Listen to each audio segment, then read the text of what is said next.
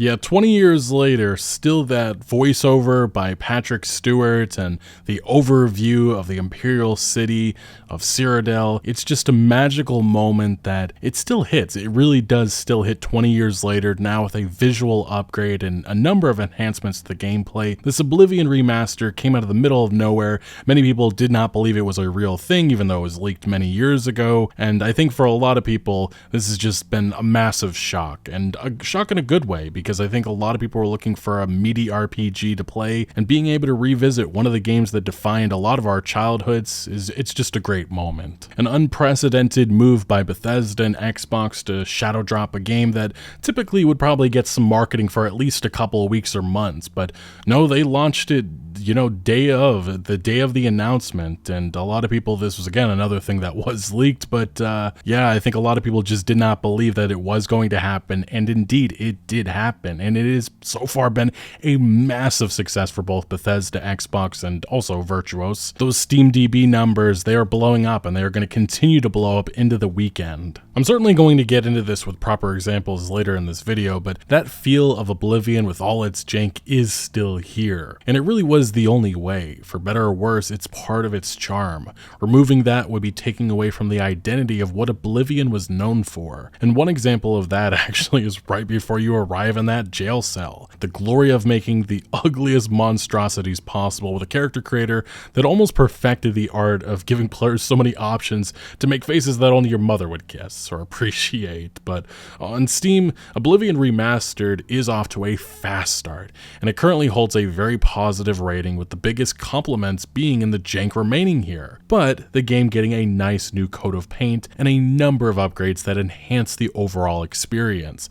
The gold standard in many gamers' eyes with how older games should be modernized. Still, there are issues here. Performance can be hit or miss depending on your platform. I definitely had some dips when wandering around the Imperial City, but nothing that truly took me out of the experience. The open world also has some graphical oddities, whether that be textures, flickering, or pop-in. Some of the animations also just look absolutely bizarre, whether that be your character running in third person or some of the facial animations. And changes made to characters' faces like the adoring fan, or even races like the Khajiit and Argonians, are already being heavily debated online. Personally, for myself, most of this isn't a problem, but I can understand why some may not like it. And also the coloring, that's another thing we'll talk about later on this video. But I think with everything, bringing this all together, I guess I just view the state original, Oblivion was in versus what is being created here. It's just a substantial upgrade. The feel of traveling, the feel of combat, the menus,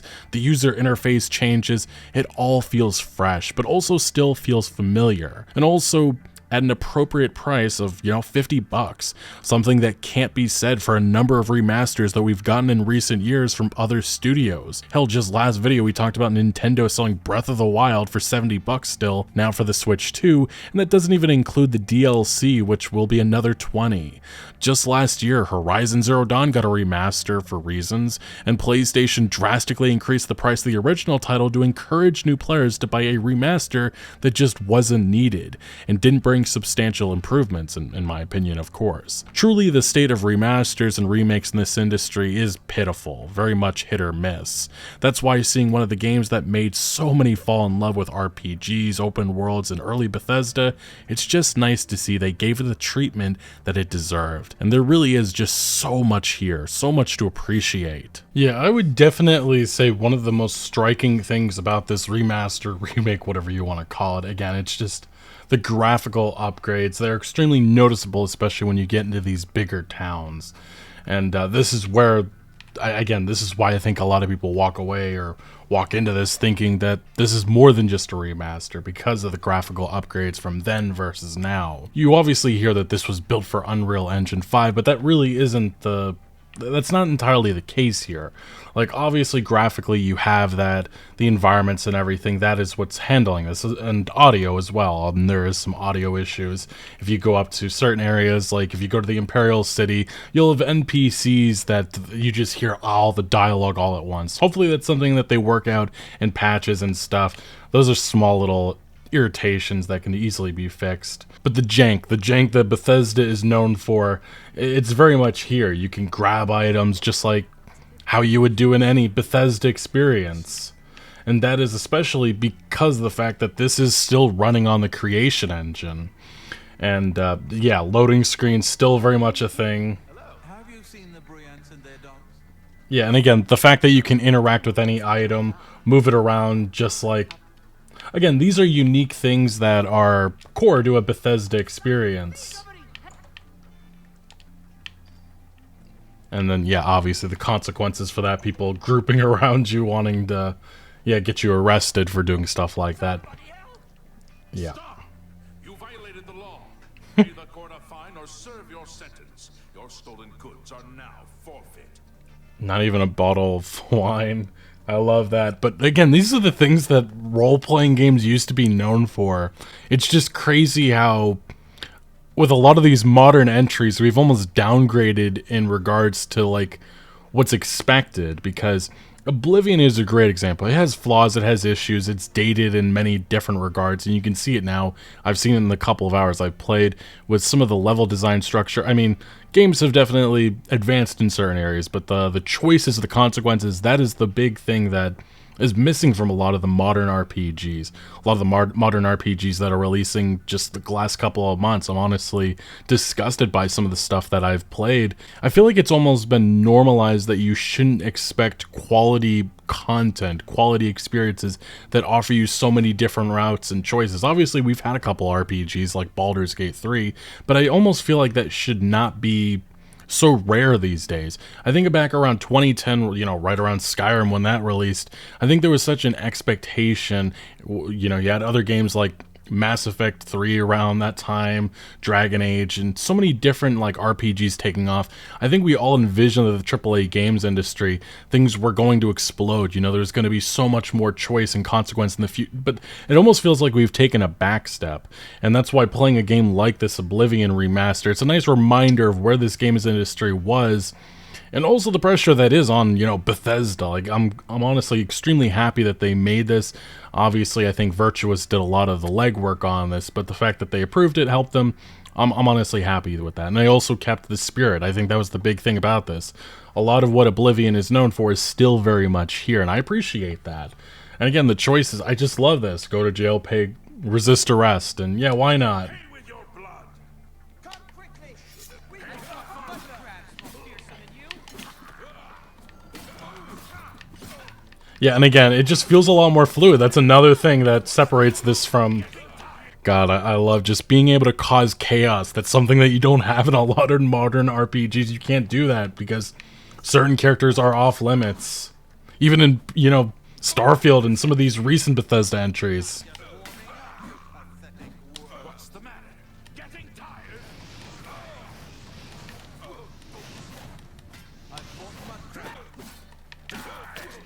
Okay, yeah, there we go. Okay, I died.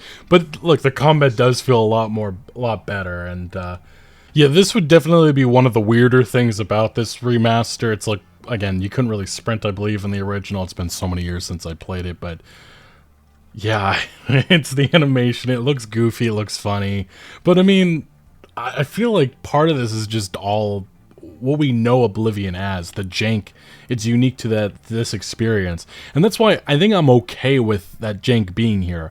I think you have to include it because this is the history of Oblivion. But I also think at the same time, part of the reason, you know, stuff like this, and it continued on with Fallout 3 and Skyrim, these are kind of the core issues of Bethesda. We let them get off the hook for so long because I think the overall experience, and also what the competition was producing, Bethesda, at the time, they were creating fantastic experiences with fantastic content, the story content especially. And in recent years, I just don't think Bethesda has measured up to the competition. And I almost feel like they've gone backwards in certain regards, and you know, in terms of player choice, consequence, and what's being offered to players in terms of what you can do in these open worlds. And that's why I do think that, you know, complaining about what Bethesda has become is extremely important. And also, you know, what's happened in this, I also don't think that it should at all, you know, continue forward into The Elder Scrolls 6. And ultimately, I almost feel like this is a test for The Elder Scrolls 6.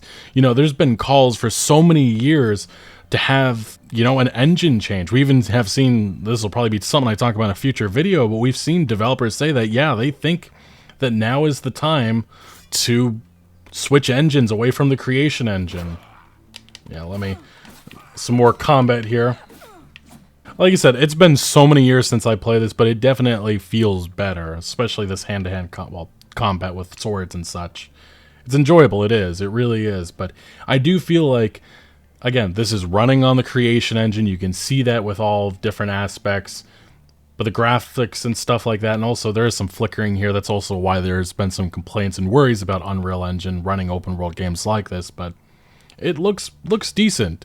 And I'm kind of okay with this. If this is kind of what they're maybe testing out and planning long term, or maybe this is just a test course, that would be an interesting direction to see them, especially with the character models, character interactions. I almost feel like Unreal Engine, it looks a little bit more fluid and better compared to what we've seen in recent years, especially with Starfield, in which it just looks extremely outdated, these interactions and such. And here, I feel a little bit optimistic about the possibilities that they could take with the Elder Scrolls 6 again, if that is the direction they wish to take. Yeah, I'm not sure if it's as noticeable, but in certain areas, there's definitely some performance dips. So, like, this remaster has issues. It's not perfect.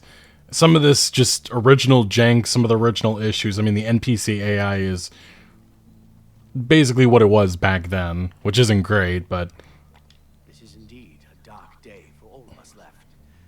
But I thank you for risking your own life to help us. nice little interaction there. But yeah, like I said, the interactions, they feel like how they did 20 years ago, and I think that was really key for this remaster and keeping the spirit. You know, we've heard from Todd Howard, and you even saw it in his little reveal the other day, talking about what was one of their main goals with this remaster, and it is maintaining that spirit, and I think that they did that to perfection with this this remaster.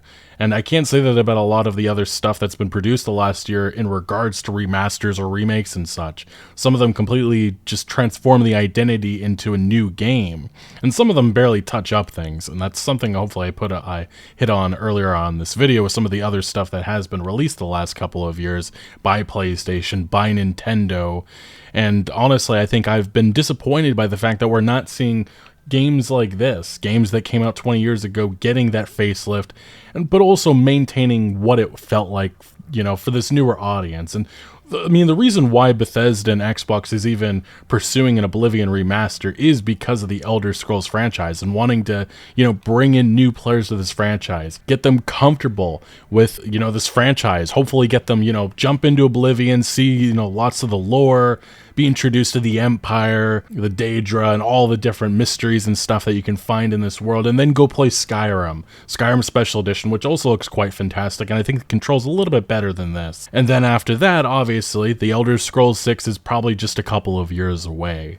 And that's how you grow a franchise, and that's hopefully the direction that they will be taking. I think they will, probably with Fallout 3 in the future. That was also something that was leaked a long time ago, and some insiders have indicated that that is still on the way, although it's probably a couple of years away, and that makes sense. I mean, all of Bethesda is concentrating, obviously, on the Elder Scrolls 6, and they didn't really develop most of this. This was Virtuous, their Paris studio, as, you know, Bethesda and them revealed. They had an external, they worked hand in hand with that Virtuous team to make sure that they were, you know, being authentic to what, you know, Oblivion used to be. But their input was probably limited to mostly that, like making the assets, making this world, you know, remaking all this stuff. That was Virtuous, and props to them, because I think that they did a fantastic job. The UI, the enhancements that they've brought to sneaking, and that's why, like, this debate between remake, remaster, I don't know where to land on it. It definitely is a remaster, but it feels more than that, and there is no label that can really replace that, I guess. So it's the Oblivion remaster. And there we go, we got some more combat. Yeah, like I said, first person, third person, it feels enjoyable. And I haven't played Oblivion myself since high school. That was like 10 or so, 11, 12 years ago. I have terrible memory, so it's also nice to jump into this and feel like I'm rediscovering so much of this, even though Yeah, it's just my terrible memory, honestly. But yeah, like I said, I am blown away by the fact that this was shadow dropped also. This is usually one of those projects that you see get at least a couple of months of advertising and all kinds of stuff. And look, the last time we had something with a shadow drop, well, it wasn't really a shadow drop, but we saw Rockstar Games. Rockstar Games obviously released the GTA Trilogy Definitive Edition. And they did that in the worst way possible by delisting the original games and not giving players that option to play that. And honestly, I find that unacceptable. And then the fact that it really just did nothing to honor the history of those games. And it was a slap in the face to fans, and that's always the worry with something like this, but this isn't the case, and that's why I applaud Bethesda and Virtuous for what they created here. And also, again, that price tag of $50 is more than fair, I think, with what has been produced and the level of work that went into this. It's clearly that they worked on this for a while. And hopefully, again, if they do have plans, maybe Virtuous and Bethesda, I'm not sure if that'll be the same team up, but if they do have plans for Fallout 3 to do similar treatment, you know, Unreal Engine with graphics and audio, and then creation or Gamebryo or whatever with, you know, gameplay, keeping those core mechanics and such intact, I'm totally fine with that, especially if it still plays and that spirit is still there. But yeah, I also do realize that this isn't for everybody. Like this, I understand that Oblivion, which was supposed to be a fan-made remaster, you know, putting pretty much Oblivion in Skyrim, that's something that was being worked on for a decade, and this came out of the blue. And I do feel for the Oblivion team. And look, there's going to be people that are just going to wait for that for good reason, because this does not have mod support. That is a big no-no for a lot of PC players, and that's understandable. And also, like, there's changes here that a lot of people are not a fan of, especially look at this, the coloring. I know a lot of people do not like that. Personally, myself, I'm totally fine with that. I think it looks, I think it looks great. I think it, honestly, it's different, a little bit different than, you know, the original game, which was a lot more vibrant with its color. Very, like, in scenery like this, it was a lot more green, pretty much. And I understand that some individuals who, you know, experienced this game 20 or so years ago, I can understand why they would not be happy with that, these changes and such, but personally myself, I'm fine with that. These are minor things compared to some of the stuff that we have seen from the industry, like changing the complete atmosphere and vibe with GTA San Andreas by changing the lighting and coloring almost completely. This isn't the case. It's not nearly as bad as I think some people were expecting or thinking, and again, it's just what this industry is known for, and that's why I can understand why so many people are very cautious with, you know, developers messing around with games that came so long ago. And it's kind of unfortunate that we've gotten to this point where people think that way. But look, this industry has done a lot of damage to players' trust. And yeah, look, the running animation. Look, it's funny. It's funny. It fits with the jank that Oblivion was known for, and I'm honestly happy that there's a lot of that here. Oh god, the dialogue too, the silly dialogue lines. It's all core to the experience. And here we go, more wolves. But I can't lie. I mean, this definitely has me more excited for the Elder Scrolls 6. I think that when we talk about like Starfield and all kinds of everything that's happened the last couple of years with Bethesda, I've become extremely frustrated with them. Just because it doesn't feel like they're listening, and this is the first time where I felt like maybe there's a pathway that the Elder Scrolls 6 can deliver. Obviously, writing and stuff, that's going to be a bigger issue, just because I haven't seen the talent that created games like this, or Skyrim and such, so many years ago, and them. The current talent hasn't been able to match this up in over a decade, and that's scary. But in terms of gameplay graphics and stuff like that, I can see the enhancements, advancements that they could take. And I think that this is at least a little bit of evidence of maybe the path that they're planning for the Elder Scrolls 6. But that's a game that's probably not going to be revealed for at least another 3 years. It's probably not releasing until like 2028, 2029, which for Fallout fans, that's even more scary, because you're probably going to be waiting almost 20 years from Fallout 4 to Fallout 5 for a new entry. But yeah, I mean, Elder Scrolls fans, I feel like we're eating good finally. You know, ESO has been around for a long time. It's just an experience I've never been able to get into myself.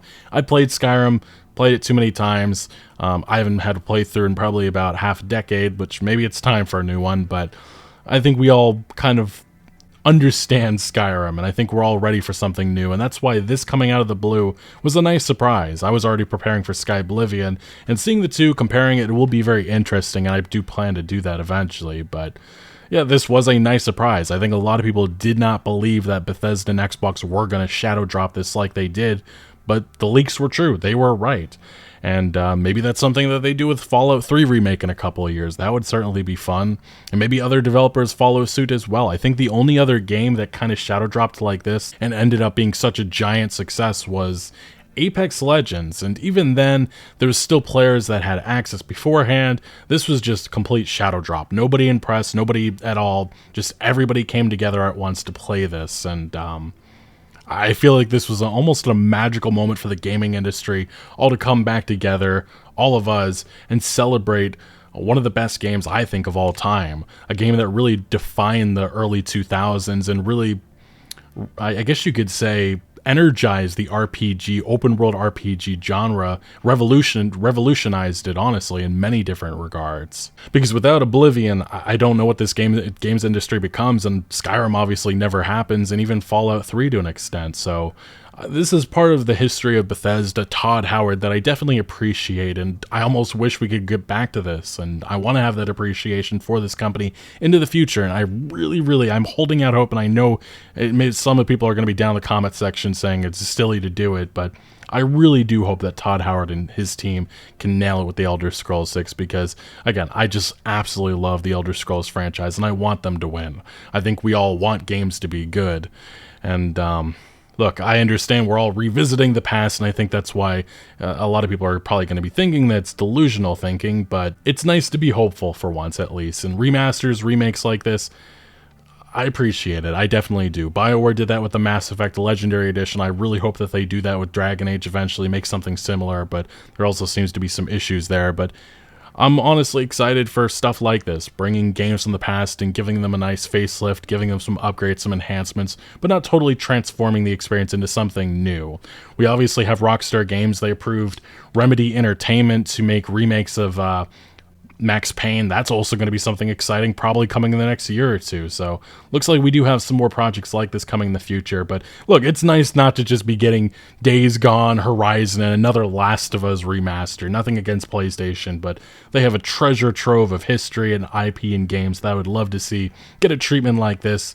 And for some reason, they just aren't doing it. They've done it in the past, obviously. Shadow of the Colossus remake. I have a copy of it over there on my wall. One of my favorite games of all time, and obviously Demon's Souls started off the PlayStation 5, so they've definitely done some stuff.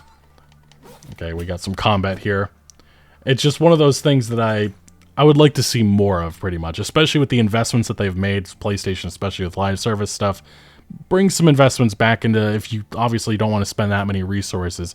I think there's a way to bring even games from the PS3 era and give them a treatment like this, and hopefully not give it like a $90 price tag that Nintendo's right now doing with Breath of the Wild, which only released 8 years ago, and also, actually, it's $70, and then you have to pay $20 for the DLC. And look, with this, you get Shivering Isles and the other DLC I can't remember. Okay, more combat going on.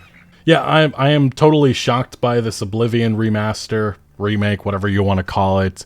I think that it's good for the industry, and it's a nice moment. Obviously, I understand some people are a little upset because there was other games releasing this week, and obviously this is going to take all the attention away, but I mean, that's the nature of the games industry. Surprises like this do happen. It is rare, but I do hope that people will end up checking out some of these other experiences, whether that be Oblivion whenever it does launch, or a game like Expedition 33, which I actually think looks absolutely fantastic, and it's supposed to be releasing the next day or two. And even the Marathon pre-alpha is supposed to be coming tomorrow, but I think all attention right now is on this Oblivion remaster, and celebrating a game that, again, defined this industry so many years ago. And also is the reason why we even got a game like Skyrim, because of the massive success that this was back around 2006 or so. But anyway, Oblivion Remastered is out. I've played it. I'm enjoying my time with it. What are your thoughts on it? Have you been able to jump in? Let me know your thoughts down in the comment section below, but thank you for watching. Make sure to leave a like if you did enjoy this video, or if you found any informative value. Consider subscribing for more videos like this, and I'll see you later.